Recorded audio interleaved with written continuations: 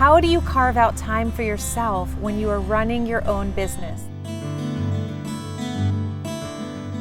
So today I'm going to be sharing with you the 6 keys to self-care for entrepreneurs. And before we dive into this, I want to first start with saying that self-care is not a luxury. Self-care is the foundation of success. It's not something that we get to do once we're successful. If you don't prioritize self-care, overwhelm, fatigue, stress, even things like depression and resentment are bound to come up.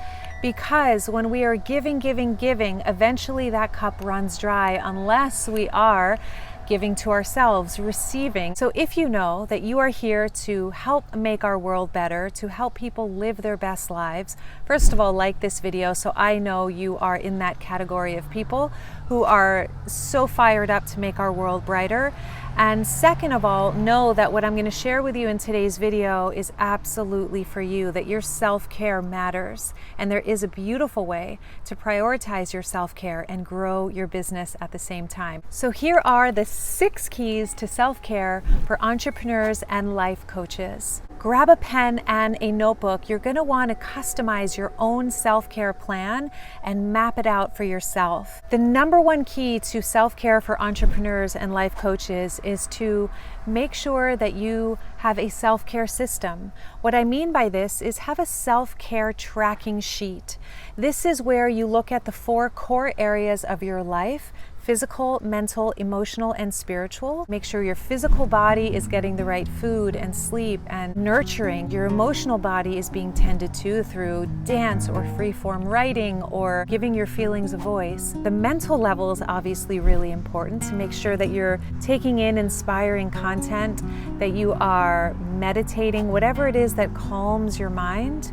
And of course, the spiritual level, which is ensuring that we connect with who we truly are on a daily basis. The key is to use a tracking sheet like this to know exactly what your commitment is every single week so that your self-care is prioritized and it's scheduled. It's also really important to make sure that you have support as part of your self-care system, to have support, to hire a coach. For me, it's even having somebody who blows out my hair for me sometimes, to have those systems in place so that I can be working while someone else is nurturing my head of hair, which takes a long time. This wild mane, you should see it when I wake up. Wow. I have these people in my life, whether it's my business coach and my healer and my massage therapist and my person who blow dries my hair even. It may sound funny, but these things help me to flourish as an entrepreneur because they save me time and they support me emotionally and they support me in different areas. Now, in the past, I didn't have the resources to do any of these things or to have a support team. However, it's really good to have a clear vision of what you're choosing and to start delegating. I remember when I first had a blow dry, I had somebody just do my hair like as a blow dry. And it was so helpful to feel that self-care. And I knew I couldn't do it every week or even every month, but it was something I started to do in order to get accustomed to receiving that level of support from others. So my question to you here to write in your journal is, what do you need to flourish on all 4 levels: physically, emotionally, spiritually, and mentally? And who are those people on your support team, whether now or in the future, that you're planning for? Is it a coach, a business coach, a therapist, a massage therapist, a healer? You know, whether it helps you mentally, emotionally, physically, spiritually, make sure that you have everything in place on this paper so that you have a clear vision and a clear map of your unique, customized self-care system. The second key of self-care is to know your cornerstone. What I mean by this, know your cornerstone, is when you think of a cornerstone of self-care or a cornerstone in a house, if that cornerstone is removed, the entire foundation, all the walls will crumble in the house. The cornerstone is a very important feature structurally. Without that cornerstone, everything falls apart, falls to dust. All of us have something like that in our lives. What is that for you as far as your self-care? For me, it's sleep. If I don't get enough sleep, it will completely destroy my next day. There are other people I know who struggle with sleep and they function just fine. For me, it's absolutely impossible. If I don't work out, I can definitely function okay. But if I don't get sleep, that's the cornerstone. If I pull that out, my whole energy falls to dust and I'm incapable of doing my work really.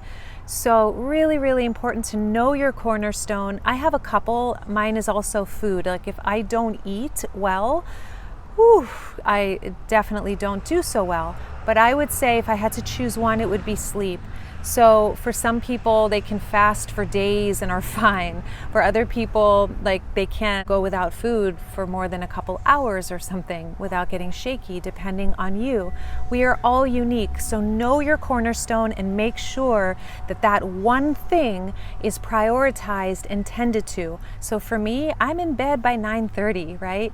I do things to make sure my business and I flourish. My sleep is pivotal. What is your cornerstone? Number 3, boundary setting. Woo, yeah, this is a good one. Who and what depletes you? Who and what depletes you? This is so important. Some of you aren't entrepreneurs. Maybe you are working in a corporate setting and building your business on the side, and you have to work with someone you really don't want to work with, right? So oftentimes we can't actually completely cut someone who's draining us out of our lives. Like we have to deal with them on a day-to-day basis. So this is where boundary setting is really important. Having crystal clear boundaries. Let's say you have somebody at work who is extremely challenging and brutal towards you and throwing extra work on your desk, and it's not part of your job description, and you haven't put up boundaries, you haven't taken a stand and shared what your agreement is and received that confirmation on the other end, or spoken to somebody higher up or something in order to make sure that you're taken care of, that's a boundary issue. That is, for many of us who are here to do good work in the world, who love to give, many of us people pleasers, it can be harder or more challenging to put up boundaries. And so this is something that you get to practice. We get to practice more and more every day. Who and what depletes you? Write it down, write all the people, if any, and what depletes you. What are you eating that depletes you? What are you doing? What media is depleting you? What habits are depleting you? Write those down, and that's where to also set boundaries with yourself. I have a boundary where I turn off technology at a certain time because technology drains the crap out of me. Like completely drains me when I'm on there too much. When I'm in nature, that fuels me. So nature is woven into my morning practice. I meditate outside with my feet in the soil. But as far as what drains and depletes me, I know that technology depletes me, especially after dark. So I make sure to get off of work by 7 p.m. every night, get off of technology. Sometimes when I'm in the middle of a project, I'll go till 8, but that's my cutoff. Whenever I go past 8, I hit depletion. It's like clockwork. It just is what it is.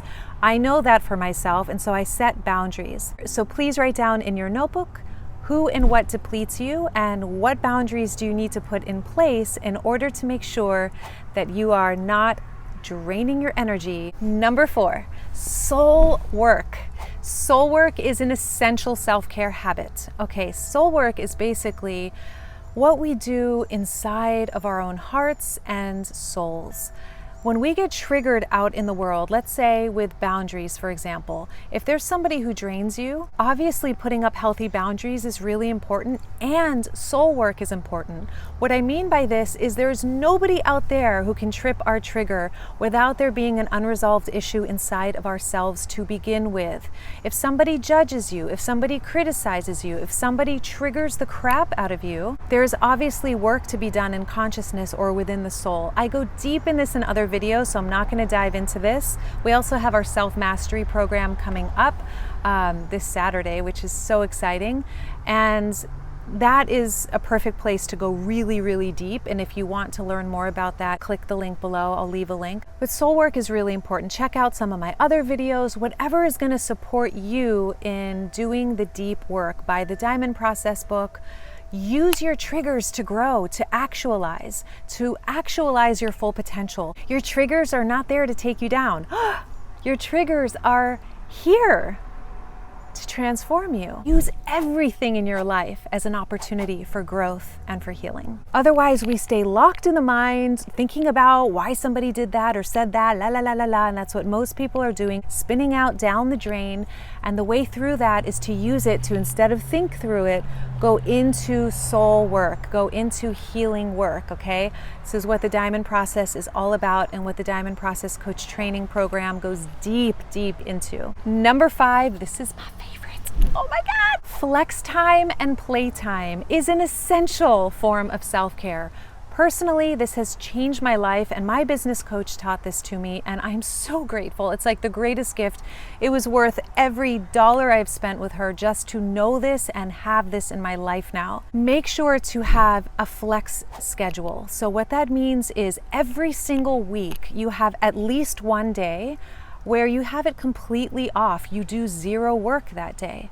For me, I take the last week of every single month completely off of client work, off of technology. I give myself that 1 week per month to fast from stimuli and from appointments and having things scheduled so that I can flow and connect and regenerate and remember why I'm here. If you are here to be an entrepreneur and create your own business and coach others, if you don't create a flex schedule and have play and adventure scheduled into your life, your dream job can become just as nightmare as a corporate job, if that was a nightmare for you. The beauty of being an entrepreneur is you get to create your own schedule.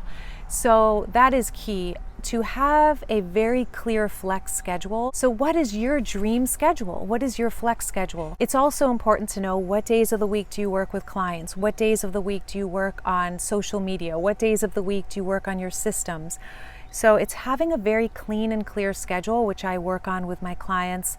It's a whole process in and of itself, but this should give you the general idea.